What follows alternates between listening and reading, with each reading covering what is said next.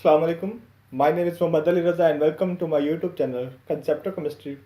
Today I am going to discuss with you Bohr atomic model, first year chemistry and chapter 5. So before that, if you don't have subscribed my channel up to now, so kindly do subscribe and like my page. Along with it, I am also running a page on Facebook and Instagram with the same name. And you can also search out with the name Concept of Chemistry on Facebook and Instagram and conjoin. I will also give you the links of these pages in the description from where you could join the page with just one click. What will be the advantage for you? The advantage will be that there you could be able to have complete lectures of FSA chemistry anywhere, anytime, and even on social media. So move to the lecture. Lecture जो आज का क्या है जी, bore atomic model. पहले तो हम discuss करेंगे कि उसके ऑब्जेक्टिव क्या है। इसका जो ऑब्जेक्टिव था ना वो ये था कि in order to remove defects in Rutherford model and to explain the origin of spectral lines, Bohr introduce his atomic model. यह भी हो सकता है क्वेश्चन कि रदरफोर्ड का मॉडल होने की बजाय हमें बोर के एटॉमिक मॉडल की ज़रूरत क्यों महसूस हुई, क्योंकि उसमें कुछ डिफेक्ट्स थे, उसमें कुछ लिमिटेशंस थी, उसमें कुछ नेगेटिव पॉइंट्स थे। उसको रिमूव करने के लिए बोहर को ये एटॉमिक मॉडल इंट्रोड्यूस करवाना पड़ा। और उसके अलावा उसमें स्पेक्ट्रल लाइंस को क्या कहते हैं एक्सप्लेन नहीं किया गया था, उनको भी एक्सप्लेन करने के लिए इसको इंट्रोड्यूस करवाया गया। तो ये 2 रीजंस थी। अच्छा, इसका जो बैकग्राउंड है ना, मतलब रदरफोर्ड का जो मॉडल था ना वो कहता था कि इलेक्ट्रॉन जब न्यूक्लियस के गिर्द मूव करते हैं ना वो कंटिन्यूसली एनर्जी रिलीज करते हैं। फिर आया वो यही डिफेक्ट था उसका, वो कहता था कंटिन्यूसली एनर्जी रिलीज करते हैं, लेकिन ऐसा होता नहीं है। तो ये क्या है, उसका डिफेक्ट बना। तो इसलिए वो कह रहा है कि उन डिफेक्ट्स को रिमूव करने के लिए बोहर ने अपनी थ्योरी या एटॉमिक मॉडल पेश किया। नेक्स्ट पॉइंट देखते हैं क्या, बेस्ड अपॉन। जिस तरह कोई बिल्डिंग बनाते हैं तो उसको किस चीज़ पर बेस करते हैं, जिस तरह मतलब नीचे से दीवार ऊपर उठाते हैं, जिस तरह भी उसकी बेस बनाते हैं। इसने भी जब थ्योरी दी तो किसी की थ्योरी को यूज़ करते हुए इसने उसको बेस बनाया और उसके ऊपर अपनी क्या है थ्योरी को पेश किया। तो वो किस पर बेस करती है, it was based on Planck's quantum theory. ये प्लांक्स की क्वांटम थ्योरी जो थी ना उस पर बेस करती थी। ठीक है, how it is based on quantum theory.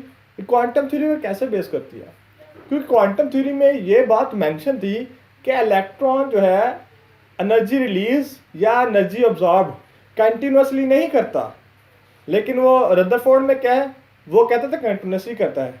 ये है क्वांटम थ्योरी। और इसका एक और पॉइंट ये है कि इलेक्ट्रॉन एनर्जी ऑब्जॉर्ब उस वक्त करेगा जब इलेक्ट्रॉन लोअर एनर्जी ऑर्बिटर से हायर एनर्जी ऑर्बिटर में जाएगा, और एनर्जी रिलीज उस वक्त करेगा जब हायर एनर्जी ऑर्बिटर से लोअर एनर्जी ऑर्बिटर में करेगा, और ये कंटिन्यूसली नहीं करेगा, डिसकंटिन्यूसली एनर्जी रिलीज करेगा। तो इस तरह ये रदरफोर्ड ने प्लांक्स क्वांटम थ्योरी को यूज़ किया था। आप इसको ज़हन में रखें, आपको आगे यही पॉइंट मिलेगा कैसे उसने इस पर बेस किया था। ठीक है, नेक्स्ट है जी इसके पास्टुलेट्स क्या हैं। पास्टुलेट्स हम देखते हैं बोहर एटॉमिक थ्योरी के। Electron revolves in one of circular orbits outside the nucleus. Electron जो है न्यूक्लियस के गिर्द किसी ऑर्बिट में क्या है सर्कुलर ऑर्बिट में मूव करते हैं, वन ऑफ सर्कुलर ऑर्बिट्स किसी एक में। जिस तरह ये मैंने शो करवाया हुआ है, ये न्यूक्लियस है और इसके फर्स्ट शेल में क्या है 2 इलेक्ट्रॉन्स मूव कर रहे हैं। ठीक है, नेक्स्ट पॉइंट है each orbit have a fix energy. Her orbit की फिक्स एनर्जी होती है, वो वेरी नहीं हो सकती, इंक्रीज होती है। मतलब पहले लोअर एनर्जी फिर हायर एनर्जी फिर हायर एनर्जी, इस तरह क्या एनर्जी इंक्रीज होती रहती है, लेकिन हर ऑर्बिट की जो है ना वो एनर्जी फिक्स होती है। लेट्स वो ये 4 ऑर्बिट है, इसकी एनर्जी फिक्स होगी, इसकी फिक्स, इसकी फिक्स, इसकी फिक्स, अपनी अपनी जगह पर फिक्स है। लेकिन अगर हम ट्रेंडिंग में देखेंगे तो फिर इसकी लोअर एनर्जी, इसकी हाई, फिर इसकी हाई और फिर इसकी हाई। ठीक है, और उसके अलावा क्या है fix quantum number is assigned to it, और एक फिक्स क्वांटम नंबर हर ऑर्बिट को दिया जाता है। अगर इसका n1 है ना तो n1 ही रहेगा, 2 नहीं हो सकेगा। इसका n2 है तो n2 रहेगा, इसका n3 है तो n3 होगा, इसका n4 है तो n4 होगा। इस तरह क्या है हर ऑर्बिट का फिक्स क्वांटम नंबर होता है। ये 2 पॉइंट्स। थर्ड क्या है, electron present in particular orbit neither emits nor absorb energy while moving in same fix orbit. अब कहता है कि इलेक्ट्रॉन अगर न्यूक्लियस के गिर्द किसी एक ही ऑर्बिट में मूव कर रहा है तो वो एनर्जी ना रिलीज करेगा ना ऑब्जॉर्ब करेगा। कंडीशन क्या बताइए कि अगर वो उसी शेल में मूव करता रहे, वहाँ से किसी की तरफ मूव करके ना जाए, तो फिर क्या उसकी एनर्जी ना वो रिलीज करता है ना ऑब्जॉर्व करता है। सपोज करें ये इलेक्ट्रॉन है दो, ये अगर इसी शेल में मूव करते रहें तो ये ना एनर्जी रिलीज करेंगे ना ये ऑब्जॉर्व करेंगे। ठीक है, नेक्स्ट पॉइंट क्या है, अब वो कहता है एनर्जी रिलीज और ऑब्जॉर्व कब होगी, वो केस बताता है। एनर्जी विल बी एमिटेड और observed only when an electron jumps from one orbit to other. Energy release और ऑब्जॉर्व उस केस में होती है जब कोई इलेक्ट्रॉन अपने ऑर्बिट से उठकर दूसरे ऑर्बिट की तरफ जाता है, तो उस वक्त एनर्जी रिलीज और ऑब्जॉर्व होती है। मैं आगे भी आपको बताता हूँ कि एनर्जी रिलीज और ऑब्जॉर्व कब होती है।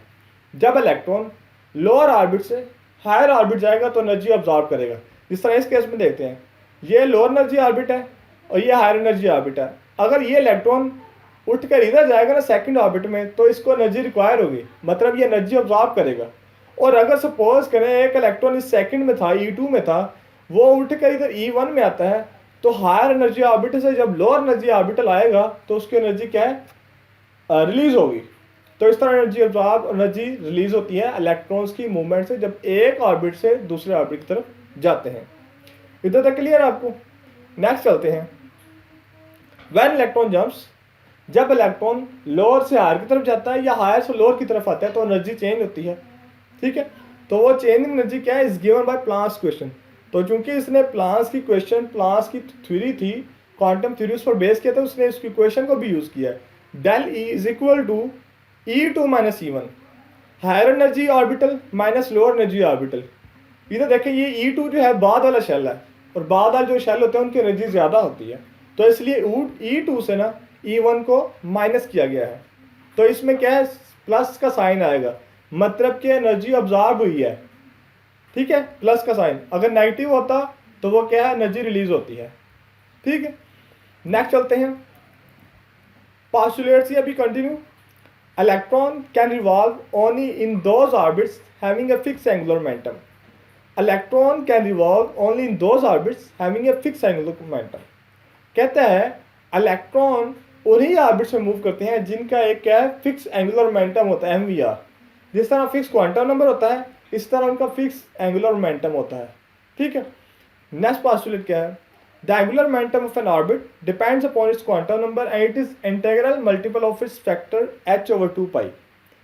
हर एक ऑर्बिट का ना नंबर होता है एक, h/2 पाई। अब जितना ऑर्बिट होगा उसको इसके साथ मल्टीप्लाई कर देंगे।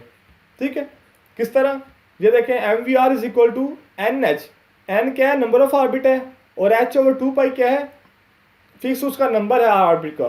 तो वो ये आपके पास एक रिलेशन आता है, angular momentum is equal to, ये है quantum number multiply by h/2 pi, where n is 1 2 3, जो कि ऑर्बिट हो सकता है, पहला ऑर्बिट हो सकता है, दूसरा ऑर्बिट हो सकता है, तीसरा ऑर्बिट हो सकता है, इस तरह up to so on. The permitted values are, अब इसकी वैल्यू मैं इसमें पुट करता जाऊंगा। पहले इसमें पहले 1 पुट करूं n की जगह, फिर 2 पुट करूं, फिर 3 पुट करूं, तो इस तरह वो परमिटेड वैल्यूज वो कह रहा है कौन कौन सी होती हैं। इधर जब 1 पुट किया तो h/2 पाई, इधर जब 2 पुट किया तो 2h/2 पाई, 3 पुट किया 3h/2 pi, and up to so on. ठीक है, ये जिस तरह क्या है, फर्स्ट ऑर्बिट है, first orbit n is equal to 1, तो उस केस में जो एंगुलर मोमेंटम होगा वो क्या होगा, h/2 पाई। और जब सेकंड ऑर्बिट होगा, ये सपोज करें n इज इक्वल टू 2, ठीक है, n इज इक्वल टू 2, तो उस केस में क्या आपके पास एंगुलर मोमेंटम जो होगा ना, इस इक्वेशन के अकॉर्डिंग इधर 2 पुट करेंगे तो आपके पास 2h/2 पाई जो है उसका आएगा एंगुलर मोमेंटम, और इसको 2/2 डिवाइड कर दें तो h/पाई भी हो सकता है। ठीक है, तो ये है पास्टुलेट्स क्या कहते हैं, बोहर एटॉमिक थ्योरी के। The electron is bound to remain in one of these orbits, और इलेक्ट्रॉन जो है इन एक ऑर्बिट में क्या है, बाउंड होते हैं कि उसी ऑर्बिट में रहें। अगर हम एनर्जी को मतलब उसको एक्साइट करवाते हैं, उसको हीट अप करते हैं, किसी तरह उसकी एक्साइटेशन करवा देते हैं, तो फिर वो क्या है, बाय फोर्सली एक ऑर्बिट से दूसरे ऑर्बिट की तरफ मूव करता है। ठीक है, तो ये आज का टॉपिक था, बोहर एटॉमिक थ्योरी। अगर आपको कुछ अच्छा सीखने को मिला तो फीडबैक लाजमी दीजिएगा, and recommend your fellows and class fellows, and if you don't have subscribe my channel up till now, so kindly do subscribe. Stay tuned and stay happy. Thank you.